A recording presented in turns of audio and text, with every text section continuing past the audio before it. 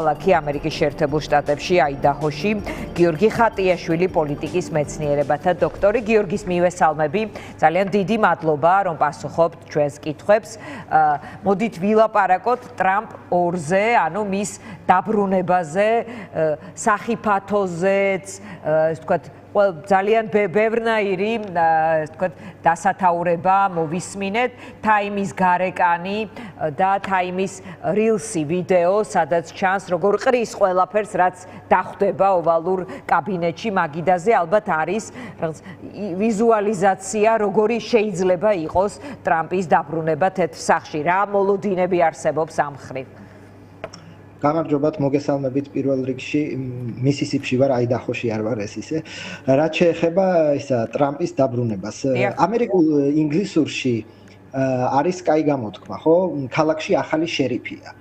და მგონია რომ ტრამპის დაბრუნება და ტრამპის მიდგომა და დღეს საინაუგურაციო სიტყვა და ის პირველი ბრძანებულებები, რასაც ყველა ელოდება, იქნება ეს მიდგომა, რომ ქალაქში ახალი შერიფია. მე მგონი გიორგი შეგისწორებ, ეს იქნება რომ სოფლიოში ახალი შერიფია. შეიძლება ესეც იყოს, რომ სოფლიოში ახალი შერიფია. შეიძლება. და ყველაფერი იქნება ახლებურად. რა თქმა უნდა, ამ განცხადებაში არის როგორც სიმბოლური ნაწილი, რომ და პრაქტიკული ნაწილი, ხო, რამდენად შეიძლება ყველაფერი ახლებურად ან სხვანაირად გატარდეს, ვიდრე წინარე ადმინისტრაცია ატარებდა. ხო, ამის თვალსაჩინო მაგალითია ეგრეთ წოდებული მასობრივი დეპორტაციების დაპირება, რომელიც რეალურად თუ ჩავხედავთ, ხო, ამერიკულ ბიუროკრატიას რისი შესაძლებლობა აქვს, ხო, ამერიკის საიმიგრაციო სამსახურს და რეიდანო, ჩიკაგოდანო, როგორც წერენ. კი, მაგრამ ალბათ დაიჭერენ 500, თქვათ 1000 კაცს. ისიც ძალიან ბევრია და ის 1000 კაცის ქვეყნიდან გაძევებად მით უმეტეს ამერიკაში არის ურთულესი და ლაპარაკი რომ მილიონობით ადამიანს თან უმოკლეს დროში დონალდ ტრამპი შეძლებს ქვეყნიდან გააძევოს, ძალიან რთულად წარმოსადგენია. თუმცა სიმბოლური მნიშვნელობა რომ კიდევ ერთხელ ახალი შერიფია, ახალი პრეზიდენტია, მე კენჭი ვიყარი ამ დაპირებაზე, რომ მეორე იქნება თქვათ ხო გაზეთებში წერია რომ მექსიკის საზღვარზე საგანგებო მდგომარეობის გამოცხადება. კი ბატონო, მიუხედავად იმისა რომ მეტწილად მექსიკის საზღვარი უკვე სტაბილიზირებულია, 80%-ითაა შემცირებული თქვათ საზღვრის კვეთა მექსიკის საზღვარზე, მაგრამ სიმბოლური აღქმა რომ კრიზისია მექსიკის საზღვარზე და მე ეს უნდა დავარეგულირო. შესაბამისად იქნება ეს ახლებური მიდგომები, მეტწილად სიმბოლური, მაგრამ გარკვეული პრაქტიკული თქვათ შედეგებიც იქნება. გიორგი, ბოდიში პარალელურად მაყურებელს ვეთყვი, რომ ჯეიდი ვანსი მივიდა თეთრ სახლში და მას კამალა ჰარისი ხვდება კიბეებთან, რომ იცოდეს მაყურებელმა პირდაპირ ეთერში რა კადრს ადევნებს თვალყურს, ვიცე-პრეზიდენტს, ალბათ ცალკე დახვედრაც იქნება მიმავალი და მომავალი პრეზიდენტების. გისმენთ თან პარალელურად, ასე ვთქვათ, განმარტე. დიახ. სხვათა შორის აი ეს ეხლა რასაც ჩვენ ვუყურებთ, ძლიერად განსხვავდება, რაც 2021-ში იყო, ხო, რომ შევახსენოთ მაყურებელს. ბაიდენი გაქრა ინაუგურებსა უკეთრავად, ტრამპი არ დაესწრო. არ დაესწრო, არც ხელის ჩამორთმევები ყოფილა, ერთადერთი რაც ქნა, მართლა ხელნაწერი, ასე ვთქვათ, წერილი, რომელიც ტრადიციაა, მიმავალი პრეზიდენტი ოვალურ ოფისში უტოვებს მომავალ პრეზიდენტს, ეგ გააკეთა. სხვა ყველაფერი, როგორც იცით, ასე ვთქვათ, ჭყალებში გაიბუტა, თქვათ, ნუ 6 იანვარი მოხდა, ასევე კიდევ თქვათ, დაამხეს, თქვათ, ოფიციალური პროცედურა ამერიკის კონსტიტუციით გაწერილი და შემდეგ ბატონი დონალდ ტრამპი ისე გაემგზავრა, რომ არ დაესწრო ინაუგურაციას. როგორც ხედავთ, წელს თქვათ, ამერიკის დემოკრატიამ დაიბრუნა ის ტრადიციული ცერემონიები, რაც ჩვენ წლების განმავლობაში გვინახავს. ამერიკა მათ შორის არის ეს ცერემონიები. რა თქმა უნდა და პოლიტიკა და ზოგადად ეს ინსტიტუციური მემკვიდრეობა მარტო ხო ის არ არის ერთი მოდის და ერთი მიდის. აი ეს ცერემონიები, ეს ხელის ჩამორთმევა და ეს ყველაფერი რა თქმა უნდა ამ პოლიტიკის ნაწილია. კი ბატონო, რა მოლოდინები არსებობს, რას გააკეთე? პირველი 100 დღე იქნება შოკი და შიშიო, ერთ-ერთი ასეთი, ასე ვთქვათ, სათაურიც ვნახე. აი რა შეიძლება იყოს შოკის მომგვრა, შეიძლება მოხდეს ამ 100 დღეში საგარეო პოლიტიკის მიმართულებით არის ალბათ ყველაზე საინტერესო მისი პირველი ნაბიჯები. პირველი ნაბიჯები საგარეო პოლიტიკაში. ნუ რამდენიმე მიმართულებით. ეკონომიკით რო დავიწყოთ, ყველა ელოდება რა დოზით და რა დონით ის გამოიყენებს ამ სატარიფო ომს, რომელსაც ყველას პირდება. იქნება ეს კანადაზე 25%, იქნება ჩინეთზე 100%-იანი ტარიფები, როგორ დაემუქრება ევროპას, იმიტომ რომ ეს დიდწილად განსაზღვრავს სოფლიო სავაჭრო პოლიტიკის მომავალს. ხო, თუ შეიძლება ისეთი სიტუაცია მივიღოთ, რომ ევროპასა და ამერიკას შორის, რომელიც მოკავშირეები არიან, კონდეს სატარიფო ომი, რაც გამოიწვევს, თქვა, სოფლიო სავაჭრო ქსელის დეზინტეგრაციას და ამ ატომიზაციას და ცალკეული სავაჭრო ბლოკების შექმნას. იგივე იქნება მექსიკასთან, იგივე იქნება კანადასთან. რასაც ასევე შიდა პოლიტიკური შედეგები მოყვება. ხო, ხა კანადას როცა ტარიფს უწესებ, კანადაც გიწესებს ტარიფს, რაც თქვა ქვეყნის შიგნით წესით პროდუქტი უნდა გააძვიროს. ეს ერთი მიმართულება. მეორე არის, რა თქმა უნდა, უსაფრთხოების მიმართულება, რუსეთ-უკრაინის ომი და მისი დაპირება, რომ ამ ომს დაასრულებს და ეცდება პირველ 100 დღეში რა გამოვა, როგორ ეს ძალიან რთული სათქმელია, მაგრამ თუნდაც ის, თქვა, კონტურები ცეცხლის შეწყვეტის თუ მომავალი მოლაპარაკების, რასაც ისწავა, ან რასაც ამერიკა, თქვა, ხაზ დაუჭერს, ესე ძალიან საინტერესო იქნება. მესამე უკვე თვითონ ნატოს შიგნით მისი მოთხოვნა, რომ მოკავშირეებმა მეტი გადაიხადონ და თქვა, ევროპა-ამერიკის ურთიერთობები როგორ გაგრძელდება, აქ თქვა, შეიძლება ხო ევროპას ამის ნიშნები შეიძლება თუ არა ნახოთ ვიქტორ ორბანის განცხადებაში, თუ ეს არ ნიშნავს არავითარ შემთხვევაში ამას, იმიტომ რომ ორბანმა ტრამპის ინაუგურაციაზე თქვა რამდენიმე საათი და მზეც კი სხვანაირად გაანათებს ბრიუსელშიო ვიწყებთ შეტევის მეორე ფაზას, რომლის მიზანია ბრიუსელის ოკუპაცია. ასეთი იყო მისი განცხადება ბუდაპეშტში ინაუგურაციის ცერემონიის დაწყებამდე. რა თქმა უნდა, ხო, ეხა ეს პოლიტიკური, თქვათ, განცხადება და არის, რომ აი მე და ტრამპი მოკავშირეები ვართ, რაც შეეხება, რომ ბრიუსელში მზე სხვანაირად გაანათებს, პასუხი არის, რომ რა თქმა უნდა, ცვლილებები იქნება. თუ ეხა ბავშვი არავინ არ არის, ამერიკას უდიდესი გავლენა აქვს ევროპის პოლიტიკაზე და პირველ რიგში ეს უკრაინის საკითხზე ხო გამოჩნდება. თუ ამერიკა, თქვათ, ყველაზე უკიდურესი სცენარი რა ვიღოთ, რომ უარს იტყვის, თქვათ, უკრაინის დახმარებაზე, რა თქმა უნდა, ევროპა ალბათ გააგრძელებს დახმარებას, მაგრამ ევროპის დახმარება არის მით უმეტეს სამხედრო დახმარება, ევროპის არის, თქვა 10, ხო, 15%. ამერიკაზე მოდის ლომის წილი. ამერიკის გარეშე, თქვა, უკრაინა უბრალოდ ვერ იბრძოლებს, ეს ყველა მიცის. შესაბამისად, თქვა, ბრიუსელს და ევროკავშირს მოუწევს თავისი პოლიტიკის გადაწყობა.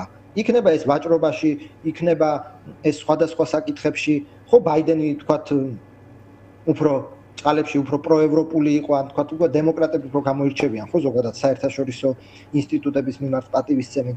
ეხლა უფრო სხვანაირი, თქვა, ამერიკა უპირველეს ყოვლისა. შესაბამისად, ეს ურთიერთობები რაღაცა, თქვა, ცვლილებებს განიცდის, მაგრამ ეხლა რომ სხვანაირად გაანათებს და ჩვენ გავიმარჯვებთ და ვიწყებთ შეტევას. კი ბატონო, გიორგი, ამ წუთებში პუტინი მართავს უსაფრთხოების საბჭოს ხდომას და დაწყებამდე გააკეთა განცხადება, რომ მიესალმება ტრამპის ინაუგურაციას, მოკლედ მის უფლებამოსილების დაწყებას, რომ მას უნდა კონტაქტი პირდაპირ რუსეთთან და რომ ჩვენ მივესალმებით ასეთ მზაობას და ვლოცავთ მას და თქვა, რომ ეხლა მთავარია, რომ ეს თქვა არა მოკლე შეთანხმება, მოკლე დროის, არამედ გრძელი მშვიდობა მოიტანოს ამ ურთიერთობებმა. როგორი შეიძლება იყოს ეს გრძელი მშვიდობა?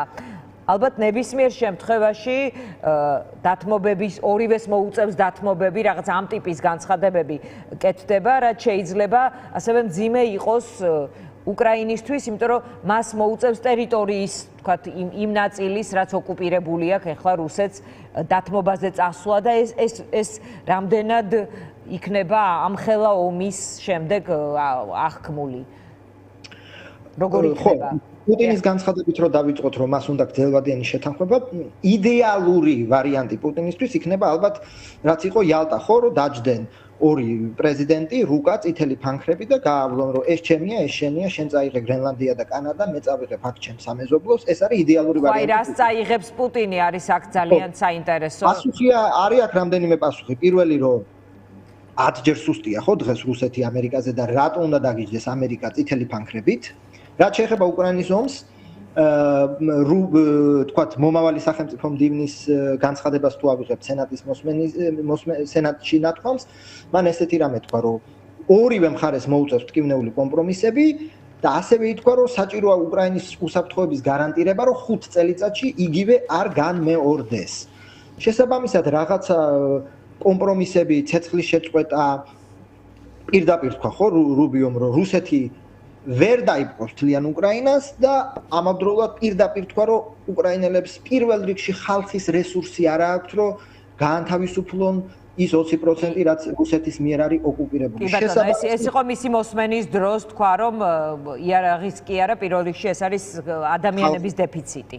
დიახ, შესაბამისად ბუნებრივია, რომ რაღაცა ცეცხლის შეწყვეტა თუ შედგა, რა თქმა უნდა, ის გაიყინება, არავინ არ ამგონია დე იურე ცნობაზე წავიდეს, თუმცა ასევე საინტერესო იქნება პირველ რიგში ყველა მთელი ყურადღება ტრამპისკენ მიპყრობილი ის რა თქვა წინადადებებს წარადგენს ან დათანხმდება, მაგრამ ამავდროულად არ უნდა დაგვავიწყდეს, რომ პუტინის მაქსიმალისტურმა მოთხოვნებმა შეიძლება მთლიანად ჩაშალოს ეს მოლაპარაკებების პროცესი, თუ გაჯიუტდა, ასე ვთქვათ, პუტინი ან მოითხოვა რაღაცები, რასაც ვერავინ ვერ დაუწყობს, შეიძლება სრულიად ჩაიშალოს ეს პროცესი. ამიტომ ამ საკითხის ჩამოწერა, რომ აი ტრამპი ყველაფერს დათმობს, ვერ და არ დათმობს ყველაფერს. ხო, ეს ტრამპს აქვს ავღანეთის გამოცდილება და უბრალოდ უკრაინის მიტოვება ჯერ არ გამოვა და მეორე გეოსტრატეგიულად საერთოდ წარმოუდგენელია.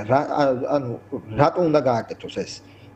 შესაბამისად, ნახოთ გამოჩნდება, მაგრამ არ დაგვავიწყდეს, რომ პუტინმა შეიძლება აბსოლუტურად მაქსიმალისტური არარეალური მოთხოვნები წამოაყენოს, რომელსაც დასავლეთი ამერიკა პირველ რიგში არ და ვერ დაუკმაყოფილებს. ურთიერთობების სურვილი ჩინეთთან და აუცილებლად მინდა კითხოთ, საქართველოს შეიძლება ამ მასშტაბში არის პატარა, მაგრამ თუ გავითვალისწინებთ რუკას, წითელ ფანქარს და ასე შემდეგ, ომის პრეამბულა რა იყო, ეს მინდა გაგახსენოთ, ეს იყო პუტინის წერილი ბაიდენისადმი და ნატოს გენერალური მდივნისადმი. გახსოვთ ალბათ, ეს იყო დახურული წერილები, რომელიც შემდეგ El País-ში ესპანურ გაზეთში გასაჯაროვდა, სადაც იყო ლაპარაკი, რას აპირებთ, ფართოვდებით თუ არა ნატოზე იყო ლაპარაკი საქართველოს უკრაინის მიმართულებით. ანუ ომის პრელუდია იყო ფაქტობრივად ეს კორესპონდენცია.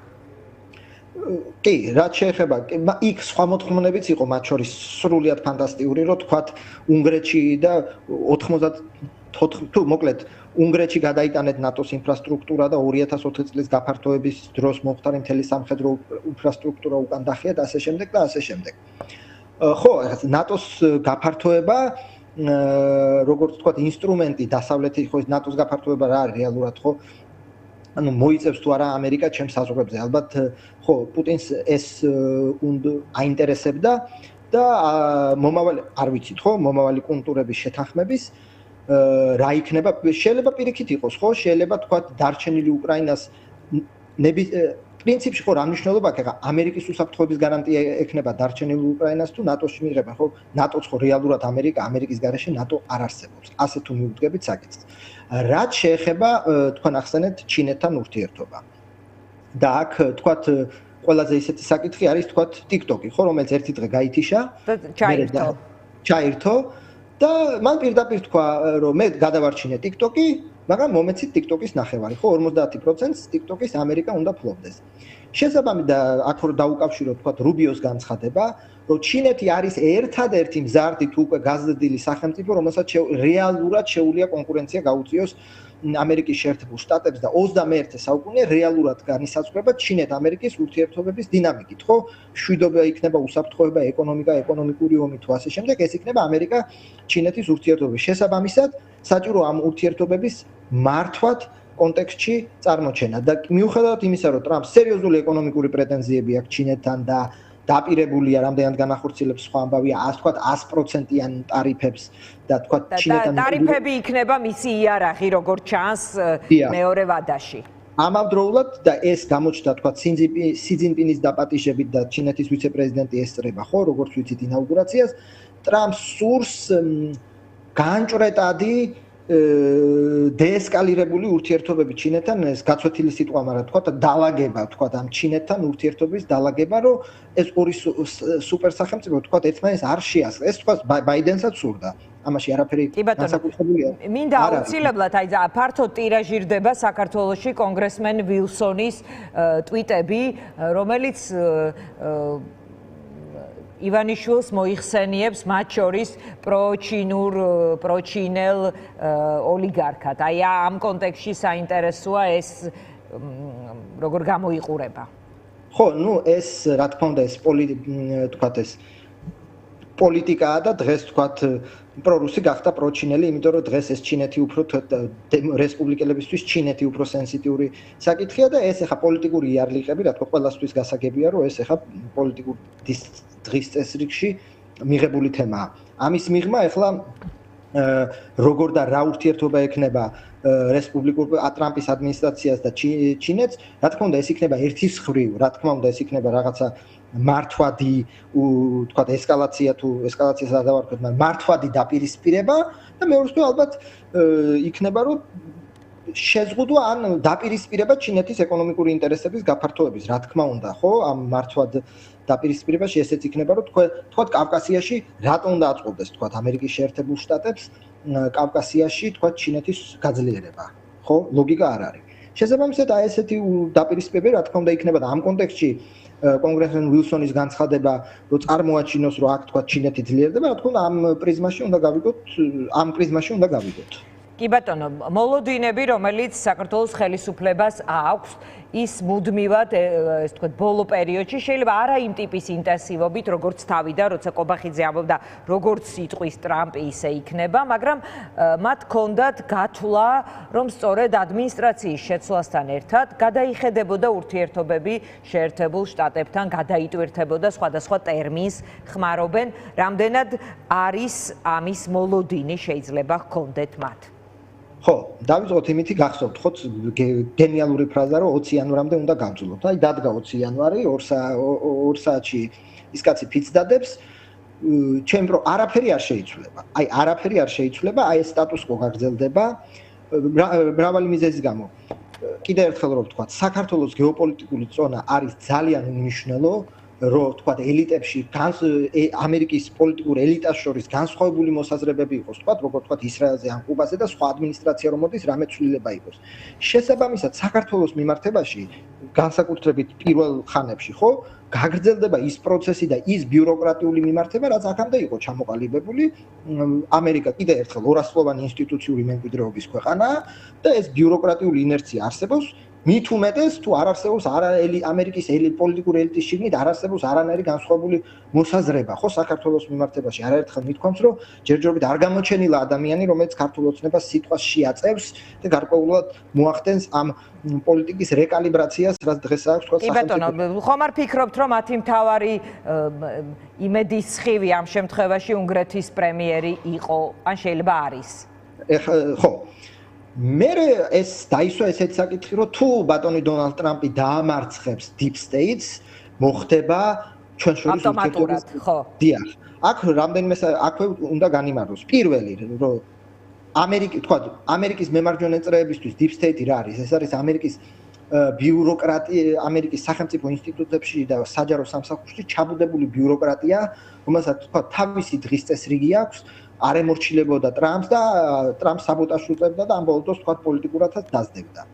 რამდენად ეხა თქვა ტრამპი ჯერ ესეთი ეს რომ ტრამპი დაამარცხებს Deep States. ეს ხო ბუნებაში ვერ გაზომავდა, როდის არის ნიშნული, როცა ტრამპმა Deep State-ი დაამარცხა. ეგ შესაბამისად მათ აქვს აღებული ნიშნული, რომელიც ვერასოდეს ვერ განხორციელდება, რაც ასე აწყობთ იმიტომ რომ გადაუჭრელ ამოცანას გავს თითქოს. კი, ყოველთვის შეიძლება თქვა, რომ ბატონმა დონალდ ტრამპმა ვერ დაამარცხა Deep State-ი და ვინიცობა თქვა კიდე სანქციები გაგრძელდეს ან კრიტიკული განცხადებები, ყოველთვის შეიძლება ითქვას, რომ ჩატოვებულმა Deep State-მა განაგრძო ის პოლიტიკა ჩვენს მიმართ, რაც მანამდე მიმდინარეობდა და სამწუხაროდ ბატონმა დონალდ ტრამპმა ვერ დაამარცხა Deep State-ი. შესაბამისად, ამ ხრივ აღებული აქვს ნიშნული, რომელიც განუხორციელებელია, მაგრამ ეს ბუნდოვანება მათ აწყობთ იმპულსს. ბუნდოვანება მუდმივად ტოვებს მათთვის რაღაც აპასუხო განცხადებების გაკეთების სივრცეს.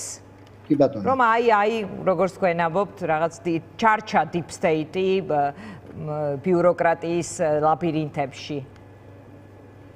დიახ და შესაბამისად ეს ჩატოვებული deep state-ი აგრძელებს იგივე პოლიტიკას. შესაბამისად რო დაუბრუნდეთ ამ საკითხს, რომ გაბრძოლოთ და ურთიერთობები გადაიტვირთება თან სუფთა ფურცლიდან, აქ უნდა მარტივად ითქვას, რომ რა ინტერესი აქვს დონალდ ტრამპს და ამერიკას და სოფლიოს ერთ-ერთ თუ არა ერთადერთ სუპერ სახელმწიფოს, რომ გადაგილაგდეს ურთიერთობების სუფთა ფურცლიდან გადაგიტვირთოს, რა აკლდება დონალდ ტრამპს ან ამერიკის შეერთებულ შტატებს თუ იგივე პოლიტიკა გაგრძელდა. ხო, პირიქითაა, ჩვენ ინტერესებშია და ჩვენ უნდა გადავდგათ შემხედრი ნაბიჯები, რომ ამერიკა დაგილაგდეს, მაგრამ თუ აქედან მხოლოდ ის მიმართება, რომ ისა ორფეხზე ვდგევართ და აქეთ ბოდიში მოგვიხადეთ და ცუდად გვექცევით, კიდევ ერთხელ ხო ხომ სოფლიო პოლიტიკა არის ძალთა ბალანსი და ძალაუფლების შეიძლება მათ აქვთ გათვლილი, რომ აი იმ ეს თქვა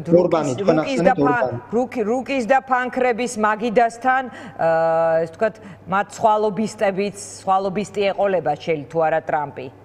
ხო, რუკის და ფანქრების მაგიდასთან ხო შეიძლება ეს გათვლა იყოს, რომ თქვა ჯერ ეს ერთი კიდევ ერთხელ ვიმეორებ, არ მგონია რომ ეს ესე მოხდეს რუკის და ფანქრების შემთხვევაში, რომ უთხრეს რომ აი ეს შენი სფეროა, მე პანამა მიმაქვს და შენ თქვა უხეშად რო თქვა საქართველოს წაიღე.